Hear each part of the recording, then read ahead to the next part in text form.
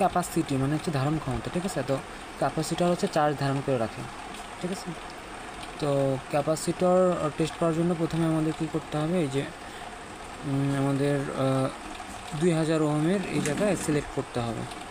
এই যে 2000 ওহমের এখানে সিলেক্ট করলাম। এখন হচ্ছে পজিটিভ প্রোবটা এই প্রান্তে মানে পজিটিভ টার্মিনালে দিব, আর নেগেটিভ প্রোবটা নেগেটিভ টার্মিনালে দিব। এই যে একটা পরিবর্তন হবে, দেখেন মানের একটা পরিবর্তন হয়ে আবার একে চলে আসলো, তাই না? মানের একটা পরিবর্তন হয়েছে না, যে আবার দেখাচ্ছি, খেয়াল করেন, এই যে মানের পরিবর্তন হলো, তাই না? মানের পরিবর্তন এরকম হয়ে যদি আবার আগের অবস্থায় আসে, ঠিক আছে, তাহলে হচ্ছে ক্যাপাসিটরটা ভালো আছে। আর যদি না পরিবর্তন হয় মানগুলো, তাহলে ভালো নেই।